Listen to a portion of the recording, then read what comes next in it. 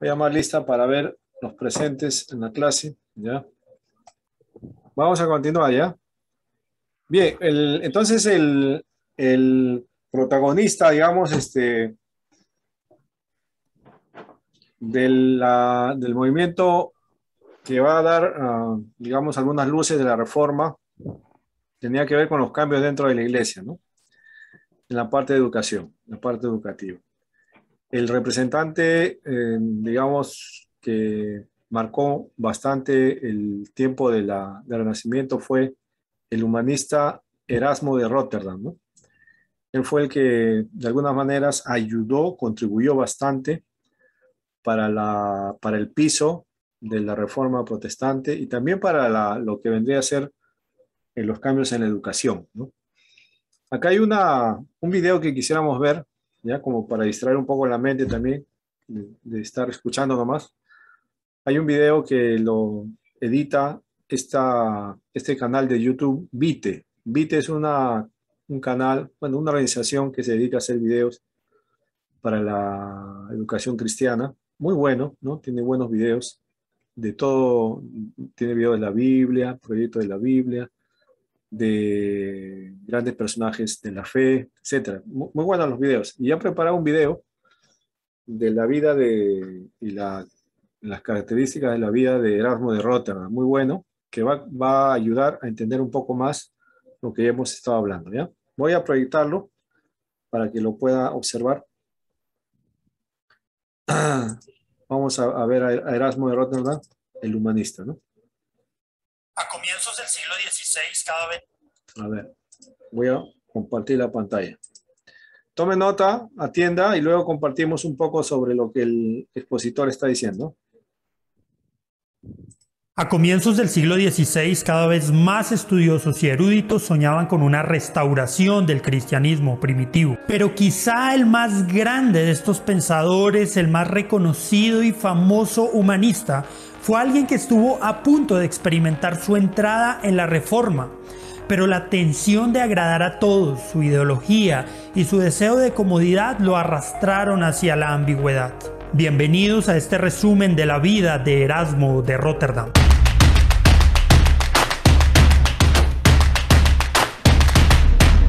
Erasmo nació como el hijo ilegítimo de un sacerdote holandés y de la hija de un médico. Vivió en busca del conocimiento, en busca de la piedad, enamorado de los libros y oprimido por el miedo a la pobreza. En el camino, sus escritos y erudición comenzaron un terremoto teológico que no se detuvo hasta que la cristiandad de Europa occidental se dividió. El monástico. Nacido en Rotterdam, huérfano de la peste, Erasmo fue enviado inicialmente a la escuela capitular de Saint-Lebuin, que enfatizaba en el aprendizaje clásico y en las humanidades. Pero luego fue llevado a una escuela dirigida por los hermanos de la vida común. Allí absorbió el énfasis de una relación personal con Dios, pero le repugnaban las severas reglas de la vida monástica y la actitud de los teólogos intolerantes. Pero era pobre, y tanto a él como a su hermano no les quedaba otro camino que la vida monástica. Erasmo entonces decidió unirse a los agustinos. Quería viajar y ganar algo de espacio académico. Y tan pronto como fue ordenado sacerdote en 1492, lo hizo, convirtiéndose en secretario del obispo de Cambrai, quien lo envió a París para estudiar teología. Odió estar allí también. Los dormitorios olían a orina, la comida era mala, los estudios mecánicos y la disciplina brutal. Pero pudo comenzar una carrera como escritor y viajero que lo llevó a la mayoría de los países de Europa. Aunque a menudo se quejaba de su mala salud, se sentía impulsado por el deseo de buscar a los mejores teólogos de su época. En un viaje a Inglaterra en 1499, se quejó de la mala cerveza, la barbarie y el clima inhóspito, pero también conoció a Tomás Moro, con quien entabló una amistad por el resto de su vida. En el mismo viaje escuchó a John Colet enseñar las escrituras de forma clara y profunda, no las capas de comentarios que había estudiado en París. Colet alentó a Erasmo a convertirse en un estudioso de los textos clásicos del cristianismo y a estudiar las escrituras como los padres de la Iglesia, no como los escolásticos. El Textus Receptus. La relación de Erasmo con la teología escolástica fue muy difícil. Siempre pensó que los escolásticos le habían arrancado al cristianismo su verdadera identidad. Y para comprobarlo se dedicó al estudio de los clásicos y del Nuevo Testamento en su idioma griego original, idioma que llegaría a dominar como pocos en su tiempo.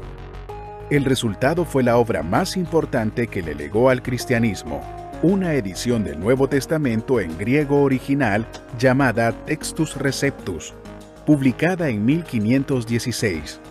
El nombre Textus Receptus se le asignaba a la sucesión de textos impresos griegos del Nuevo Testamento, de los cuales los más antiguos databan de aproximadamente del siglo X.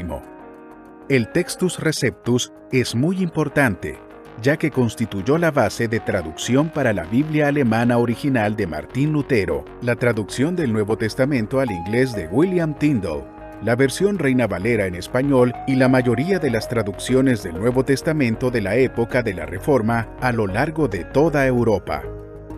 La edición publicada por Erasmo fue acompañada de notas de estudio y una traducción al latín, corrigiendo al menos 600 errores de la Vulgata latina de Jerónimo.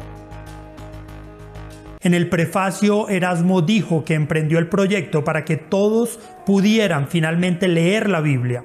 Él dijo: ojalá se tradujera esto a todos y cada uno de los idiomas. Ojalá el granjero cante fragmentos de las Escrituras en su arado, que el tejedor pueda tararear frases de la Escritura con la melodía de su lanzadera, y que el viajero pueda aligerar con historias de las Escrituras el cansancio de su viaje. Dos de los elogios más notables del trabajo de Erasmo vinieron del Papa León X y de un monje alemán llamado Martín Lutero. Crítico y casi reformador. Antes de este punto de inflexión, Erasmo se había hecho famoso por otros escritos, como el Elogio de la Locura, que había sido publicado en 1511. Siempre dijo que escribía para corregir los errores de aquellos cuya religión generalmente se compone de ceremonias y observancias de un tipo material y desatiende las cosas que conducen a la piedad. Se hizo famoso por su mordaz sátira que atacaba la corrupción monástica y eclesiástica. Criticó los milagros supuestamente realizados por imágenes, las indulgencias y lo que sentía que eran ritos inútiles. Y su sátira y punto de vista le dieron fama y fortuna. En la década de 1530, entre el 10 y el 20% de todos los libros vendidos tenían su firma. Su traducción del Nuevo Testamento también le dio fama. Esto y sus ataques a la Iglesia llamaron la atención de Lutero, quien le escribió pidiéndole apoyo. La encrucijada. Lutero y Erasmo nunca se conocieron, pero sus causas se entrelazaron. Los enemigos de Erasmo lo acusaron de inspirar a Lutero, y de hecho, Erasmo encontró mucho de lo que le gustaba en los escritos del alemán, describiéndolo como una poderosa tormenta de la verdad del Evangelio. Reconoció que Lutero tenía razón en sus opiniones, pero añadió que había cometido dos errores graves: atacar la tiara papal y el vientre de los monjes. Sin embargo, al mismo tiempo, en privado le decía a su impresor que dejara de imprimir los escritos de Lutero, porque no quería que sus propios esfuerzos se enredaran con lo del reformador. Durante 4 años, Erasmo suplicó moderación tanto a católicos como a luteranos, pero cuando lo presionaron, se puso del lado del Papa. Erasmo fue un consejero de Estado y por lo tanto un protegido del emperador Carlos V, quien le brindó una pensión. Esto pudo haber influido en su actitud políticamente correcta hacia el catolicismo. Sin embargo, su posición mediadora no llenó las expectativas de ninguna de las partes. Mi único deseo es que ahora que sea viejo, se me permita disfrutar de los resultados de mis esfuerzos, escribió. Pero ambas partes me reprochan y tratan de coaccionarme. Algunos afirman que, como no ataco a Lutero, estoy de acuerdo con él, mientras que los luteranos declaran que soy un cobarde que ha abandonado el Evangelio. Mucho se ha hablado de las razones reales por las que Erasmo se inclinó por el catolicismo. Muchos argumentan razones de conveniencia de parte de Erasmo, quien siempre le temió a la pobreza. Otros sostienen razones ideológicas, ya que al humanista nunca le gustó la controversia y creía que estaba lejos de ser una práctica cristiana. Finalmente, algunos argumentan que la ruptura de Erasmo con Lutero estuvo relacionada con la comprensión teológica del libre albedrío. Finalmente, la Iglesia de Roma prohibió los escritos de Erasmo y Lutero lo atacó como a un Moisés que moriría en el desierto sin entrar a la tierra prometida. ¿Y tú? ¿Qué piensas? ¿Cuál crees que fue la razón real por la que Erasmo no se unió al movimiento protestante? ¿Crees que la crítica sin acción es válida? Déjanos tus comentarios y suscríbete a nuestro canal para ver más contenido como este.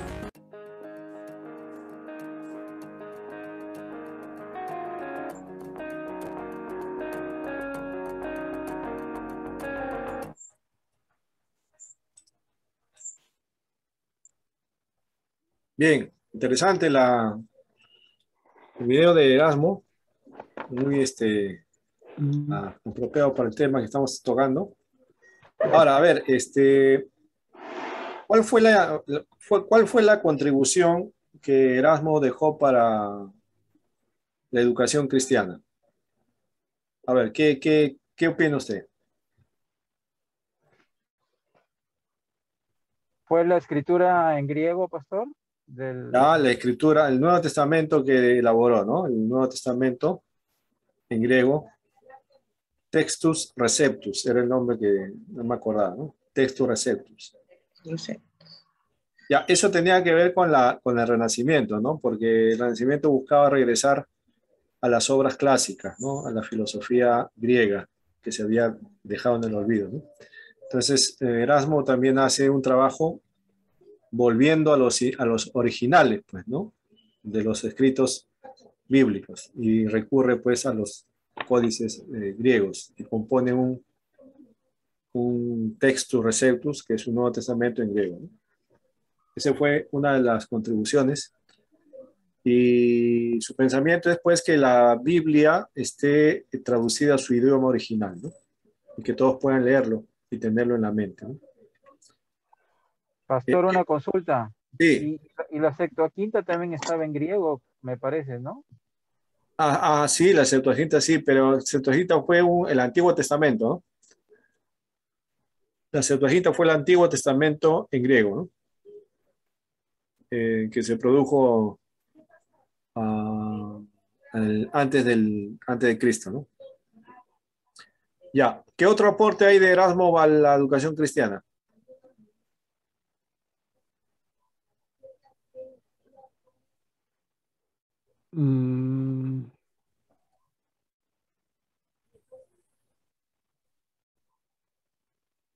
La traducción de la corrección de la Vulgata con menos de 600 errores, creo que mencionaron. Sí, fue el más notable trabajo, ¿no? También corrigió, pues, los errores que había en la Vulgata, ¿no? Que era conocida como la traducción oficial, ¿no? En la Iglesia Católica, ¿no? Hizo sus observaciones ahí, ¿no? Los errores. Bueno, esta traducción del Textus Receptus sirvió como base, ¿no? Como base para las traducciones que se iban a hacer luego. Al alemán, por Lutero, ¿no? Al castellano, por Casidoro de Reina, ¿no? Que hizo la Reina Valera, o la que conocemos como la Reina Valera, ¿no? Fue una traducción de Casidoro de Reina, pero que usó el Textus Receptus, ¿no? Que se hizo al inglés de Tyndale, ¿no? Y otras más, ¿no? Pastor, Sí. un punto importante yo creo que por el cual él hizo la traducción es porque él quería volver a las raíces verdaderas del cristianismo como Jesús, ¿no? Él quería mirar al pueblo no como un escolástico, sino como alguien cercano, ¿no? Eso lo ayudó a ver de una forma más clara de John Colet, creo. Ajá, efectivamente, ¿no? Es que ese era, mira, Erasmo fue hijo también de su tiempo, pues, ¿no? De su contexto. El contexto de Erasmo era que se estaba buscando regresar a las fuentes originales, ¿no? En el caso de las artes, de la literatura, ¿no? Del arte greco-romano y de la filosofía griega, ¿no? Entonces él, en la parte teológica, dijo, vamos a regresar también a los escritos originales, ¿no? Para encontrar ahí el texto verdadero, ¿no? El relato verdadero, el texto correcto, ¿no? Y regresa pues a las fuentes del griego, ¿no? En el Nuevo Testamento las fuentes originales son del griego, ¿no? Los códices, consulta y prepara su texto. O sea, es un trabajo teológico que responde a su época, pues, ¿no? Porque ese era lo que estaba vigente, estaba en auge, el pensamiento estaba así. Pero aportó bastante, ¿no? Entonces, es una buena, es un buen, un personaje influyente, bastante influyente, en el tiempo de la Reforma, ¿no? Cómo se dio todo su sentido. Pastor, una consulta. Ahí el video dice que un error que él tenía fue que él quería agradar a todos, ¿no? Y tenía ese... Claro. Bueno, también era el tiempo también de la presión que había, pues, ¿no? Habían dos lados. Por un lado, él simpatizaba con la reforma, estaba de acuerdo con muchos puntos. Y por otro, la presión también que ejercía, pues, el clero, ¿no? Sobre él, ¿no? Y su participación de él en el clero era también bastante influyente, ¿no? Entonces, perder algunas cosas de eso por apoyar, ¿no? La causa de la reforma estaba en esa encrucijada, ¿no? Al final, pues, se quedó en el clero, ¿no? No salió de la iglesia, pero los trabajos que hizo ayudaron, ¿no?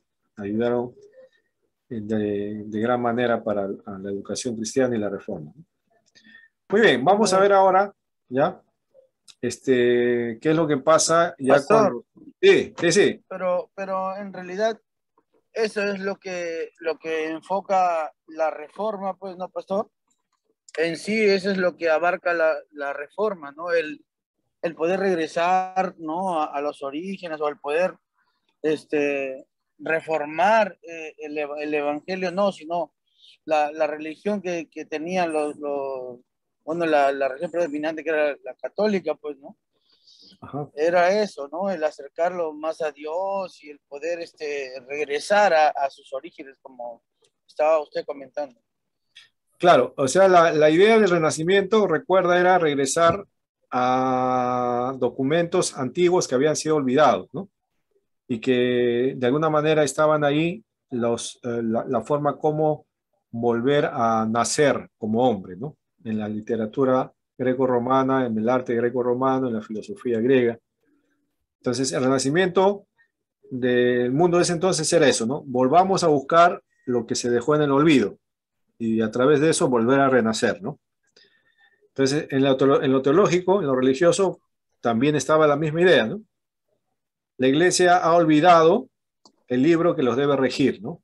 Y están viviendo de otra manera. Entonces, volvamos al libro en sus comienzos originales y vivamos conforme a lo que el libro dice. Y vamos a renacer en base a esa búsqueda. Esa es Pastor, reforma, pues, ¿no? Que responde al renacimiento también, ¿no? Pastor, Sí, también creo que he escuchado que dice que también ha hablado un poco de la reforma, ¿no? De Lutero, tanto sus características espiritualmente que tuvo Lutero, no tanto a la Iglesia Católica, ¿no? Del tiempo, ¿no? Ahora que también habla que Erasmo, ¿sí o no? Reconoce y también dice que ataca, ¿no? Exageraciones a Lutero acerca de la libertad humana de lo que se habló, ¿no? Lo que se habla entre ellos, ¿no? Y creo que han tenido una conversancia ahí entre ellos, ¿no? claro, aunque no se conocieron, pero había pues algunas cosas en las que concordaban y en otras pues no, ¿no? Pero sí, simpatizó mucho con algunas propuestas de Lutero, ¿no? En realidad, en sí, con todo lo de la reforma, ¿no?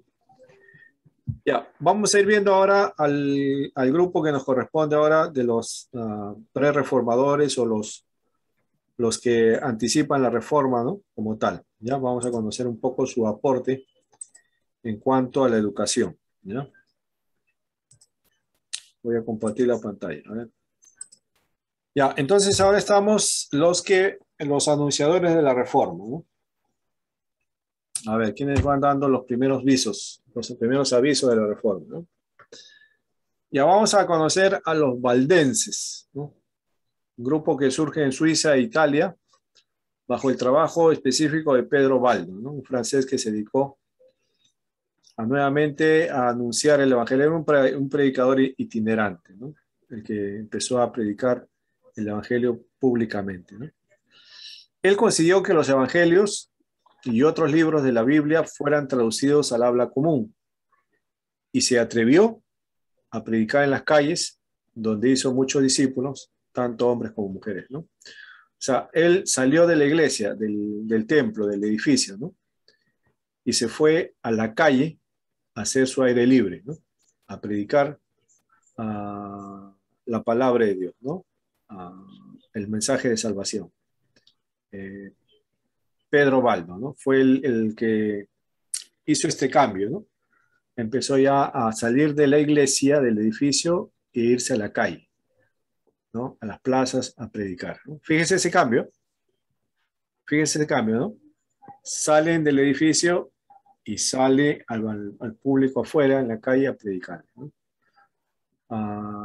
Su protesta no fue muy llamativa, no bulliciosa, fue más bien silenciosa y enseñaban únicamente las escrituras, ¿no? Enseñaban únicamente las escrituras, ¿no?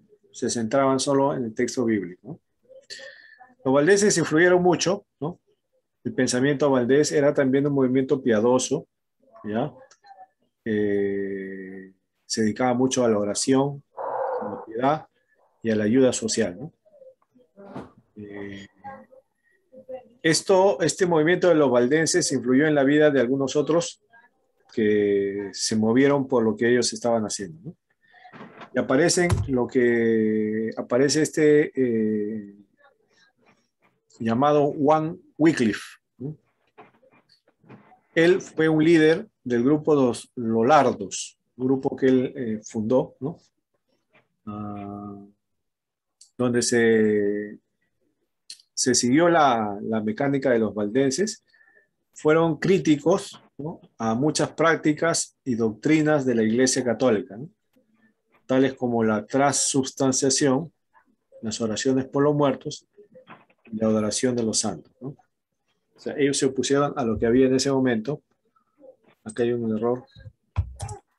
Lo que había en ese momento, que la Iglesia Católica enseñaba, ¿no? Las doctrinas de la Iglesia, algunas prácticas, como la transubstanciación, ¿no? ¿Conoce qué es esto? ¿Conocen? ¿Han visto ya en alguna clase? ¿Qué cosa es la transubstanciación? ¿O no conocen? Aún no, pastor. Es pastor. No, Sí, también diga. Ahí voy a sacar, pues no los veo. Diga, ¿conoce esta doctrina? Transubstanciación. Creo referente a la hostia como el cuerpo de Cristo y el vino como la sangre, algo así. Sí, tiene que ver con la celebración de la cena del Señor, ¿no? En este caso, la misa católica, ¿no? Ellos creen y enseñan que al momento de celebrar su misa, ¿no? A través de la consagración del pan, de la hostia y de la copa, el cáliz, el vino, los elementos físicos, que es la harina con la cual se ha hecho la hostia, y el jugo de uva o la uva fermentada, que es el vino, esos elementos físicos cambian su composición, ¿no? Y el pan se convierte en el cuerpo de Cristo y el vino se convierte en la sangre de Cristo. O sea, aunque lo vemos como pan, aunque lo probamos como pan, sabe a pan, eso no es pan, es el cuerpo de Cristo, ¿ya? Y el vino, aunque sabe a vino o huele a vino, lo vemos como vino, no es vino, es la sangre de Cristo.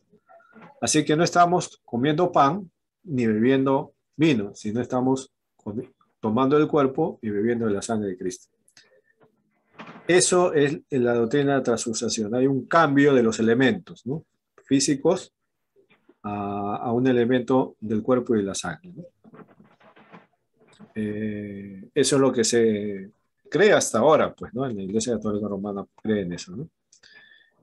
Esto fue criticado bastante por Juan Wycliffe, ¿no? Y otra doctrina más, como él menciona, ¿no? Que eran las oraciones por los muertos, ¿no? O sea, las misas por los que habían fallecido, la adoración de los santos, ¿no? La adoración de los santos también fue duramente criticada por Juan Wycliffe, ¿no? Bueno, había toda una serie de prácticas, pues, que eran bastante criticadas por los reformadores. Y estas críticas se originan cuando ellos empiezan a regresar al escrito, ¿no? Al estudio de la escritura, de la Biblia. Se dan cuenta de todos los errores que estaban cometiendo, ¿no? Y empiezan a criticar, ¿no? Las mayores influencias en el tema educacional fueron dos, ¿ya? Vamos a ver estas dos influencias. ¿Cuál fue? Enseñar únicamente la Biblia, ¿no? Despreciando las traducciones de la iglesia, ¿no? Produjeron una literatura nueva que llamaron tratados, ¿no? Los tratados fue obra de ellos, ¿no? Juan Wycliffe se caracterizó por eso, ¿no? En el aporte a la educación, ¿no? Hubo una crítica fuerte en la doctrina de la Iglesia Católica, ¿no? Propuestas distintas y la elaboración de tratados de la doctrina cristiana, ¿no? Luego aparece otro personaje, Juan Hus, ¿no? Juan Hus, francés, él, fue fundador de los Husitas, ¿no? Un grupo que tradujo las escrituras al lenguaje vernáculo, ¿no? Y que desarrolló un sistema de escuelas, incluida una universidad, para promover la practicabilidad del cristianismo, ¿no? Juan Hus fue también uno que tradujo a la Biblia a su idioma natal, ¿no? De Bohemia, para que ellos puedan leer, ¿no? En su propio idioma, ¿no? Desarrolló un sistema de escuelas, también se pudo desarrollar una universidad, para vivir el Evangelio de manera práctica, ¿no? Ya no solamente en teoría, sino en práctica. Estos fueron los que fueron anunciando, ¿no? Los primeros portavoces de la Reforma, ¿no? Los valdenses, Juan Wycliffe y Juan Hus, ¿no? Fueron los que fueron anunciando.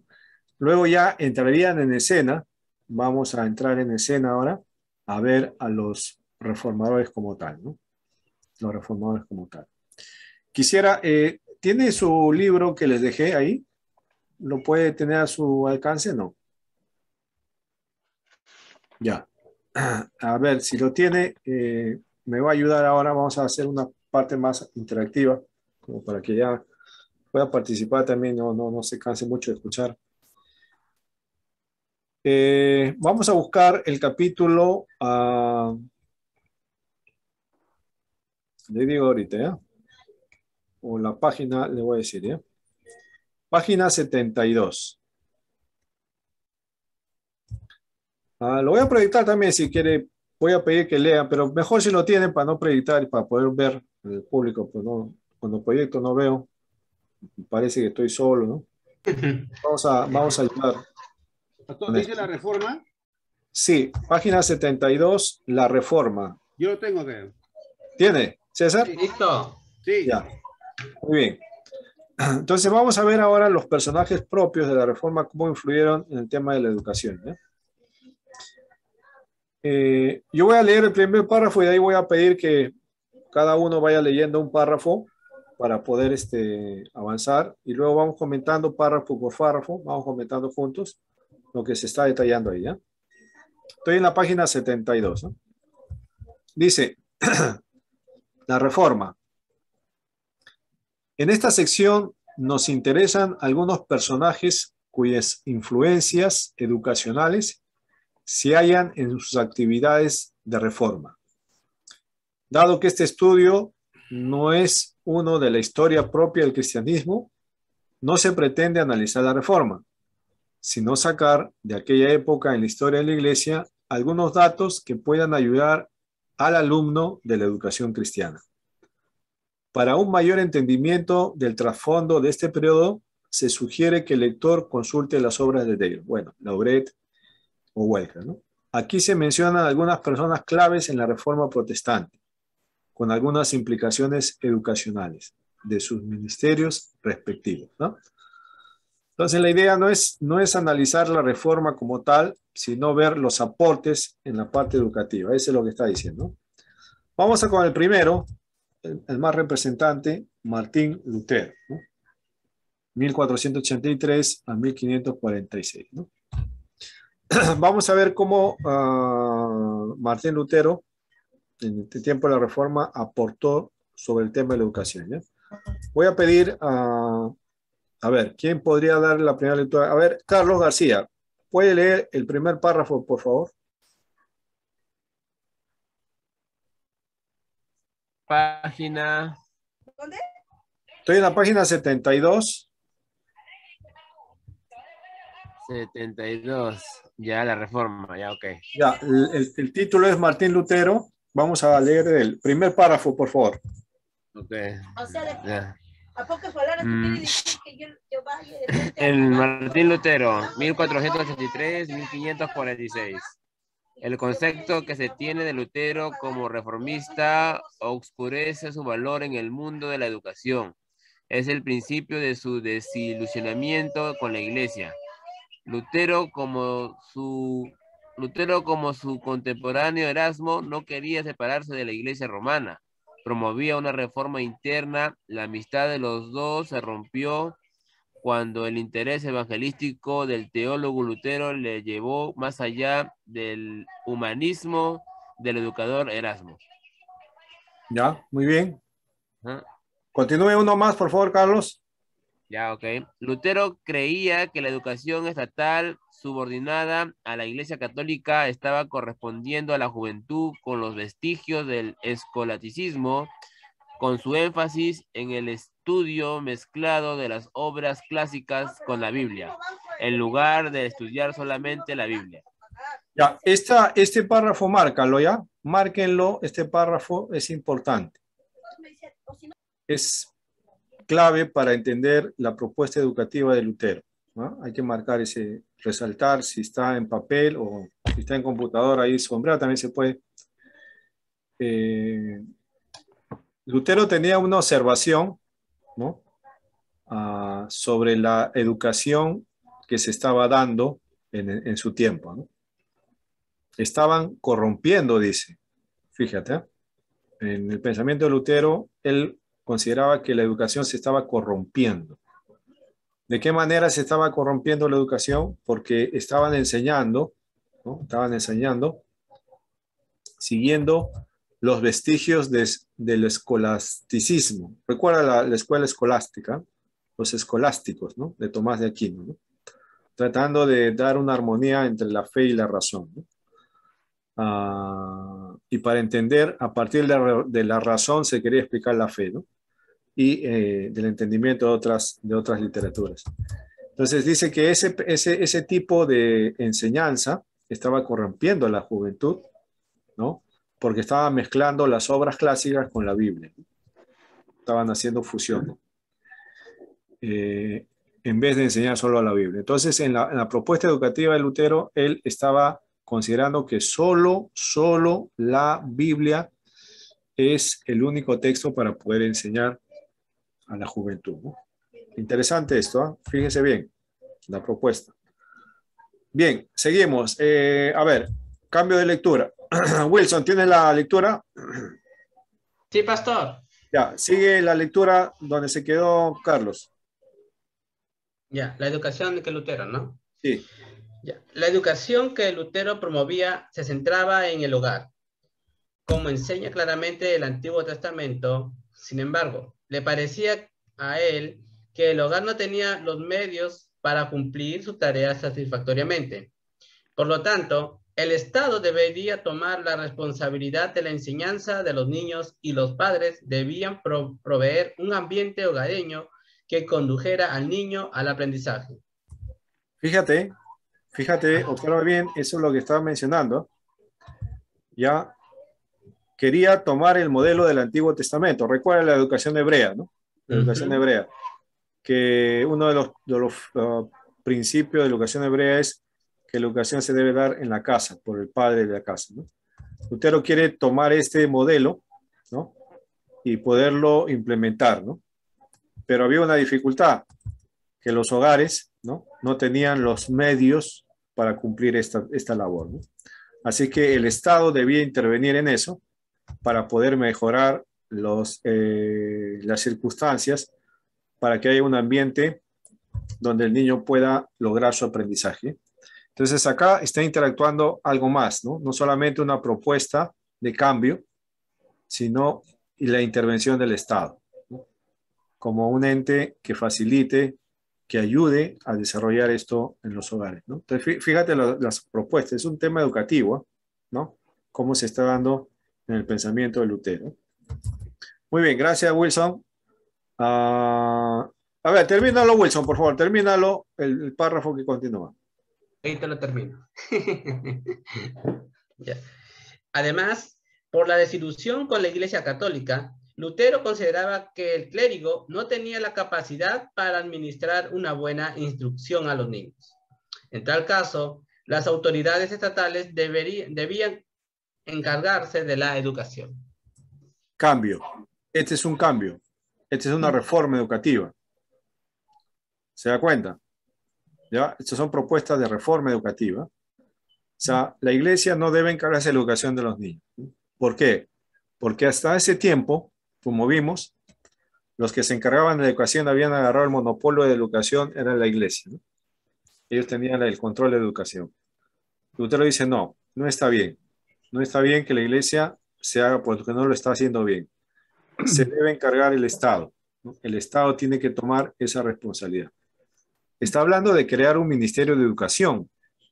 Está creando crear una organización estatal que se encargue de supervisar y de controlar y llevar a cabo el sistema educativo, ¿no?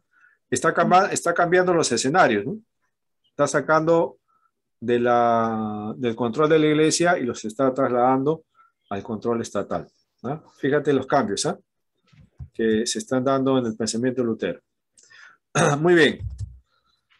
Apunte de esos cambios, ¿eh? Son importantes, ¿eh? Seguimos con la lectura. A ver, otra persona que pueda leer. A ver, ¿quién quisiera leer? Para no llamarles. ¿Cuál pastor? ¿Qué párrafo? Leoncio, al final estamos, como algunos. Como algunos. Como algunos de sus predecesores en los tiempos antiguos, Lutero creía que la educación debía ser obligatoria para todos, para que todos pudieran aprender a leer la Biblia. El currículo que proponía incluía estudios bíblicos, idiomas, gramática, retórica, lógica, literatura, poesía, historia, música, matemáticas, gimnasia y estudios de la naturaleza. De todas estas temáticas, es inherente que su énfasis en la música fue una característica única de su filosofía de la educación. Según Gangel y Benson, la música tomaba el segundo lugar de importancia, detrás de la teología, en la filosofía educacional de Lutero. Interesante, ¿eh? Fíjate.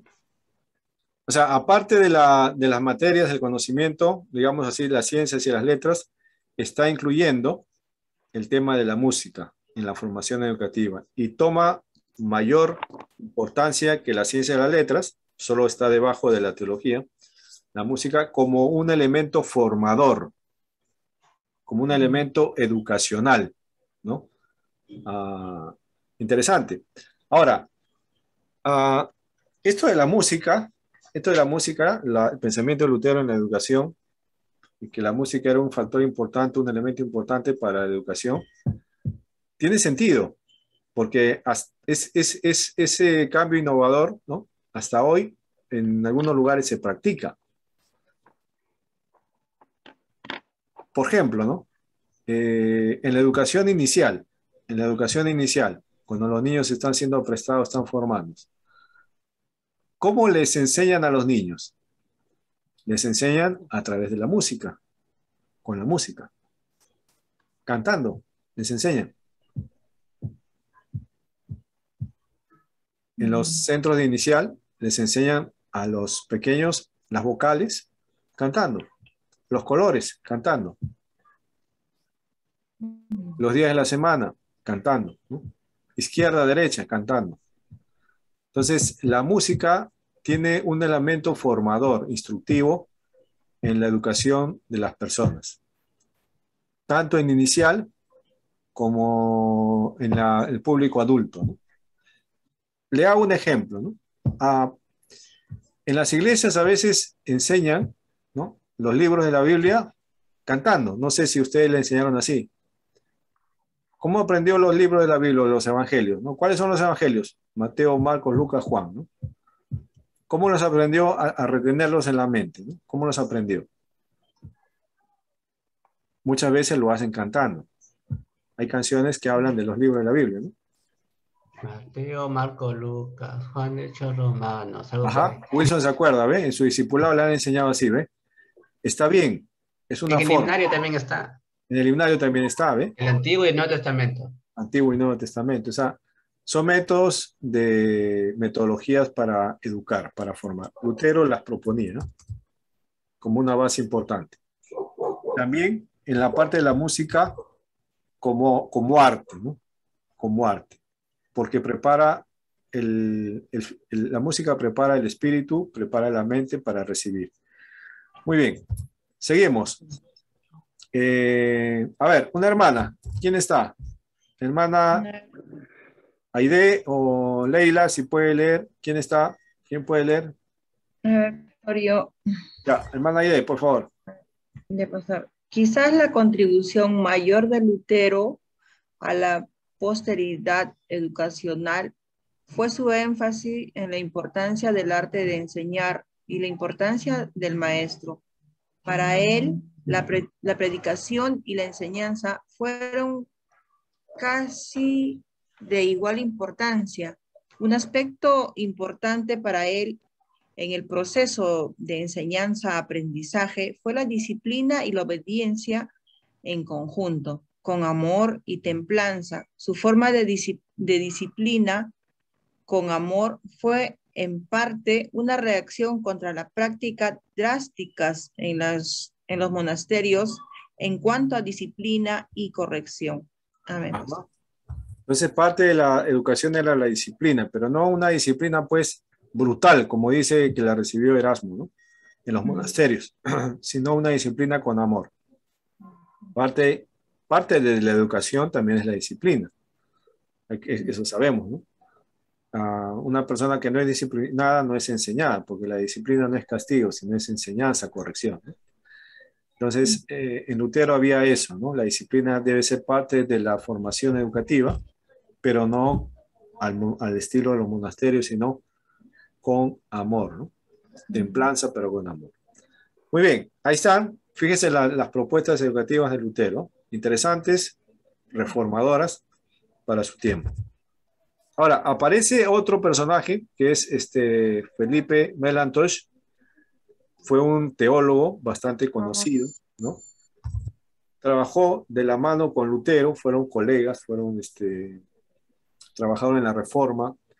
Muchos consideran que Melanchthon fue el teólogo, ¿no?, de la Reforma como tal, ayudó mucho a Lutero. Y vamos a ver qué es lo que él hace o propone, ¿no?, en la parte educativa, ¿ya? Muy bien, a ver, seguimos con la lectura. ¿Quién está presente? ¿Alguien que no ha podido leer todavía? William.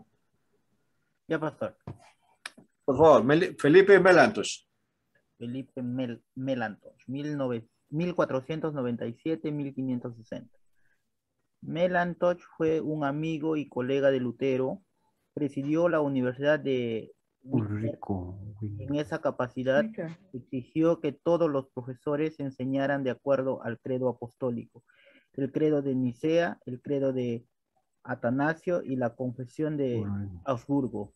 La adhesión a esos credos le dio a la educación superior una cualidad de ofrecer la enseñanza de la verdad basada en principios bíblicos, sin vacilación hacia tendencias modernas, más que todo los esfuerzos de Melanchthon proveyeron una educación superior protestante, quizá no en su totalidad, pero cuando menos en su sentido principal. Ahí está, ¿no? Felipe Melanchthon, ¿no? Exigió que todos los profesores enseñaran de acuerdo al credo apostólico. Recuerdan el credo de Nicea, el credo de Atanasio, es otro credo, ¿no? Atanasio. Y la confesión de Habsburgo, ¿no? Confesiones que ya empezaban a desarrollar en la Reforma, ¿no? Porque parte del movimiento reformador era establecer en qué se cree, ¿no? Empezaron las confesiones. ¿En qué se cree, ¿no? Ahí está. Muy bien. Felipe Melanchthon, entonces, fue uno de los que proveyó una educación superior en el movimiento de la Reforma, sobre todo educación superior a los protestantes, ¿no? Porque recuerden que en la Reforma hubo una separación, pues, ¿no? El catolicismo se separa, ¿no? De los protestantes, ¿no? Los protestantes, digamos, usted seguía al movimiento protestante, al movimiento reformador, como que perdía su adhesión a la Iglesia evangélica, a la Iglesia católica romana, y por ende también su educación, porque hasta ese momento la educación lo tenía controlada la Iglesia, ¿no? Y si usted no era de la Iglesia católica, estaba en contra, estaba siguiendo la Reforma, ¿no? Entonces, ¿dónde se iba a educar? ¿Dónde iba a educarse, ¿no? Entonces, Melanchthon se preocupó en proveer una educación superior para el movimiento protestante, para los que seguían la Reforma, ¿no? Una buena contribución, ¿no? Muy bien, a ver, continuamos. Ulrico Zwinglio. Ulrico Zwinglio. Zwinglio, ¿no? 1454. A ver, ¿quién lee? Pablo. Pablo, a ver, Pablo, por favor. Zwinglio, un reformador suizo, fue un educador en las tradiciones humanistas de Erasmo. Aportó mucho en la Reforma, escribiendo la Introducción Cristiana, breve. Se describió la posición de los pastores de la Reforma. Su historia personal es muy interesante, pero tenemos que dejar su relato a los historiadores de la propia Iglesia. El valor educacional mayor del ministerio de Zwinglio se halla en su desarrollo de su Instituto Teológico de Prophecy, ¿no?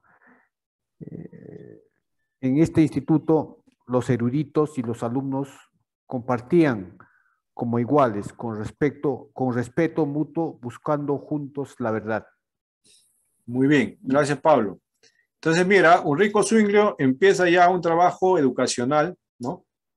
Ya tomando en cuenta la organización de un instituto teológico. Fíjate, ¿eh? Un instituto teológico que vendría a ser, pues, un prototipo de lo que sería más adelante un seminario, ¿no? Un instituto teológico donde se empieza a desarrollar la formación, ¿no? El conocimiento teológico, ¿no? Un instituto bíblico, ¿no? Ya empieza como darle forma a la cosa, ¿no? Hasta ahí estaban las críticas, las protestas, ¿no? Pero ya va tomando forma, ¿no? Se va organizando, se va creando estos institutos bíblicos, ¿no? Desde el trabajo de Zwinglio, ¿no? Donde había pues una interrelación bastante estrecha entre alumnos, con respeto, ¿no? Coiguales, pero con respeto mutuo, ¿no? Lo que no pasaba en los monasterios, recuerda, ¿no? En los monasterios no pasaba y había una subordinación bien fuerte, severa en los monasterios. La propuesta de Ulrico Zwinglio es, todos son iguales, ¿no? Todos son iguales, pero hay respeto, ¿no? Uno a otro, ¿no? Hay saber en qué lugar estoy, ¿no? Muy bien. Pasamos al otro, Juan Calvino. Vamos a ver a Juan Calvino. A ver, ¿quién va a leer ahora? A ver, ¿quién está ahí presente para que lea? Los que no han prendido su cámara. Presente, pastor. Henry. Ya, pastor. Juan Calvino. Página 74. 1509 a 1564.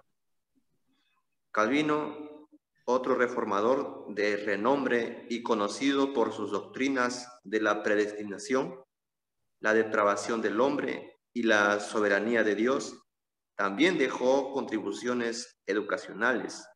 Entre otras están las siguientes. Número 1. Llamó a la iglesia a retornar a la tarea de enseñar a los niños.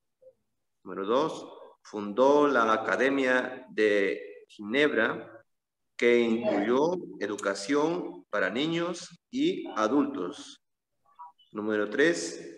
Expuso una filosofía que indicaba que conocimiento y aprendizaje no son para satisfacer la curiosidad de uno, sino para poder enseñar a otros.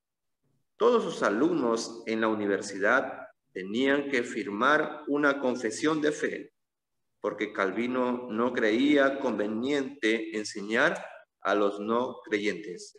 Número 4, fue el autor de muchos tratados, catecismos y comentarios bíblicos. Gracias, gracias Henry.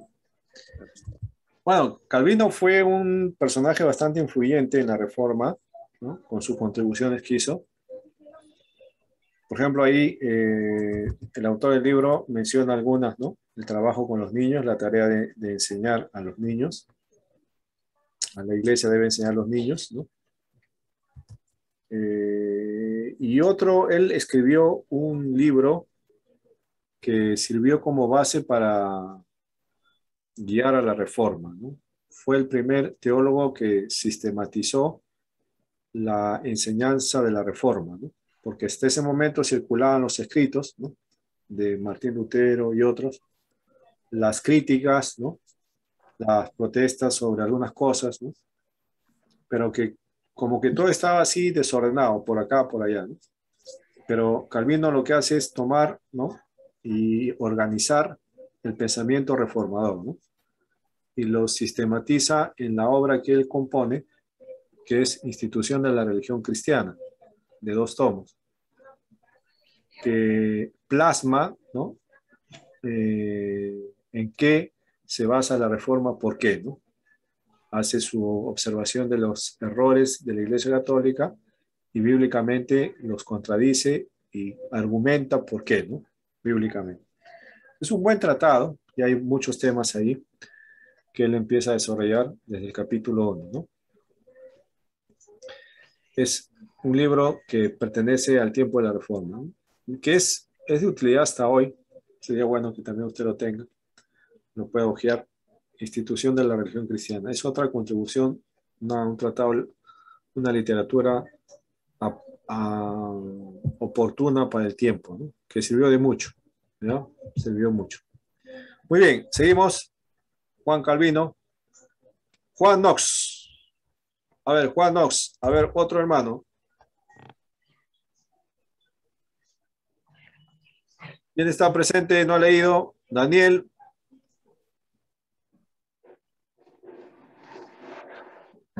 Sí, pastor. ¿Tienes la lectura, Daniel? No, no la tengo. Ya, está en el... Trata de descargarlo, está en el grupo también, ¿no? Para que lo puedas tener. Yo, pastor. A mí me siento un mensaje. Ya, a ver. Adelante, por favor, léalo. ¿Quién me dijo? ¿David? Soy yo, Leila Morillo. Ah, ya. Ya, Leila, a ver, léelo, por favor, ya. Juan Knox. Ya. Ya un ratito que se me perdió. ¿Se fue, Juan? Lo que pasa es que como estoy en el celular, ¿me escucha? Ya. Sí, sí, habla nomás. Ya. Juan Cano, uno de los fundadores del presbiterianismo, contribuyó cuando menos con las siguientes cosas al mundo educacional. 1. Promovió la idea de que los objetivos de la educación son aprender a leer para que se pueda leer la Biblia y entrenar a la juventud en actitudes, preparándola para ser de utilidad en el mundo y glorificar a Cristo. 2. Estableció un sistema nacional de educación en Escocia, en el cual la Biblia fue el tema principal en 3 niveles de educación: primaria, secundaria y superior. Muy bien. Entonces, aquellos que no conocían, pues, los orígenes del presbiterianismo, está ahí, ¿no? ¿Quién es el que, digamos, organizó la iglesia de forma presbiteriana?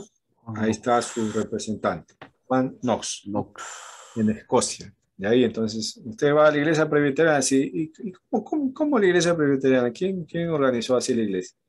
Ah, viene desde acá, Juan Knox, ¿no? Es un reformador escocés, ¿no? Un sistema de gobierno de la iglesia presbiteriana. Bueno, él tenía mucha inquietud de que la gente sea educada solamente con la Biblia, ¿no? Y para eso su primer argumento es que aprendan a leer, ¿no? La lectura, de aprender a leer, era una base importante. ¿Y para qué van a aprender a leer? Para que puedan aprender, para que puedan leer la Biblia, ¿no? Y algo importante de Juan Knox es que él educó a la gente no solamente en el tema de fe como tal, sino también preparar a las personas para que sean de utilidad a la sociedad, ¿no? O sea, uno de los lemas de Juan Knox iba relacionado en que el cristiano debe adorar a Dios, amar a Dios, pero servir también a la comunidad, ¿no? O sea, ser de utilidad a la sociedad. Él creía que la juventud no debía estar, digamos, sin hacer nada, ¿no? Estar de ociosos, de vagos, ¿no? Sino debía estar siendo algo, ¿no? Si no trabaja, estudia, pero siendo de utilidad, de utilidad. Muy bien, y terminamos ya con Ignacio de Loyola. Leo yo, pastor. Por favor. Es Ignacio Loyola, 1491 a 1556. Ignacio fue el fundador de los jesuitas, la Sociedad de Jesús, un movimiento que formaba parte de la Contrarreforma católica. Ignacio compartía algunas de las mismas inquietudes que los reformadores protestantes, pero él quería que los cambios se hicieran dentro de la Iglesia Católica. Creía que la Iglesia Católica podía cumplir mejor su tarea a través de la educación teológica. El tema central en las escuelas jesuitas hasta hoy en día es la autodisciplina. Ajá. Bueno, Ignacio Loyola, bueno, es un representante de la educación dentro del catolicismo, ¿no? Hasta ahora, ¿no? Es su representante emblemático, ¿no? Ignacio de Loyola, ¿no? En el tema de educación. No era reformador, no estaba con la reforma, pero se alineó a lo que los pensadores reformadores estaban con las propuestas, ¿no? Pero quería que eso surja en la iglesia, ¿no? Ignacio de Loyola. Muy bien, hermanos. Usted ya termina la lectura que falta. Todavía hay los anabatistas, los educadores del siglo XVII. Ya, usted lo termina. Para la próxima semana compartimos en clase ya para terminar este tema de los personajes influyentes en el tiempo de la Reforma. Usted termina la lectura. Hemos avanzado hasta ahí. Bien, le voy a dejar su tarea correspondiente, que es terminar esta lectura. Hemos empezado nos hemos quedado en Ignacio de Loyola. Usted lo acaba, ¿ya? Con el punto 3, antes del punto 3, los anabautistas y educadores del siglo XVII. Usted lo acaba. En la próxima semana comentamos algo de eso, ¿ya? Y bueno, la próxima semana ya ingresamos ya a un tema, hasta ahí vamos a llegar, ¿no? Con lo que es la parte histórica de la educación cristiana. Ya vamos a entrar un poco más ya a nuestro contexto como tal, la educación en América, ¿no? Y vamos a ver ya algunos principios que vamos a ir observando, compartiendo sobre la educación, ¿ya? y al final del curso le voy avisando que su trabajo final es hacer una propuesta educativa, ¿no? Que pueda contener cambios, ¿no? Algunas reformas dentro de su congregación local, ¿no? Para ello, mis amados hermanos, este es un trabajo que estoy dejando un poco de investigación, ¿no? Pero investigación de campo, ¿no? ¿Cómo es esto de investigación de campo? Sencillamente usted tiene que ir observando las cosas que van ocurriendo dentro de su iglesia local, ¿no? O sea, cómo se está llevando la educación cristiana en su iglesia local, ¿no? ¿Cuáles son propuestas de cambio para mejorar, ¿no? Eso es, ¿no? Y estamos revisando, fíjese, cada situación que se vivió, las propuestas que hubo, pero todos respondían a un contexto, ¿no? A un contexto. Los cambios vienen cuando uno analiza el contexto, pues, ¿no? Cuando uno analiza, bueno, se sigue haciendo lo mismo, se sigue haciendo lo mismo, y nunca hay cambio, ¿no? Cuando uno empieza a analizar y ver y observar bonito, dice, no, acá tenemos que cambiar acá, ¿no? Muy bien, eso es lo que quiero que usted haga.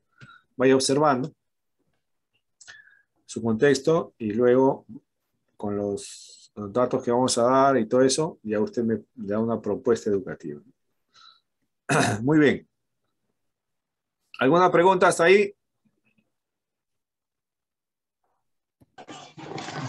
¿Todo está claro? Perfecto. Ya sabe entonces. Termina la lectura que falta completar y vaya analizando, vaya haciendo un poco de observación del contexto de su iglesia local en cuanto al tema de la educación cristiana. Muy bien. Bien. Terminamos ahí. La tarea, me está diciendo que repite David la tarea. No, la tarea final va a ser que usted prepare una propuesta educativa para mejorar la parte educativa de su iglesia local, ¿no? Ya. ¿Cómo va a empezar a hacer ese trabajo? Sencillamente primero analizando, observando, viendo cómo se está dando la educación ahora, ¿no? Dentro de su iglesia local, ¿no? Observando. Primero es observar, ver, conocer, ¿no? Para luego proponer algunos cambios, ¿no? Ese es ahorita esto, ¿no? Entonces, estamos en la fase de observación. Muy bien, voy a pedir a alguien que nos despida ya en oración. Son las 10 de la noche. Voy a pedir a alguien que nos despide en oración para que puedan ir a descansar ya. Ya, Leila, ¿está presente Leila?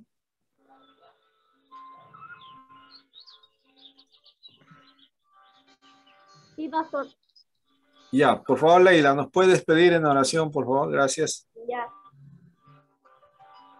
Señor Jesús, te damos gracias, papá, por este tiempo, por este momento que nos has permitido poder estar aquí una vez más reunidos, escuchando de las clases en este seminario. Para nosotros estamos aquí porque queremos seguir aprendiendo más de ti.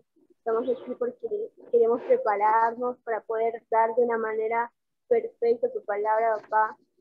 Y bendecimos la vida del pastor, bendecimos la vida de cada uno de los que estamos aquí, y que tú nos puedas seguir permitiendo estar hasta el final y poder culminar lo que tú has depositado en cada uno de nosotros.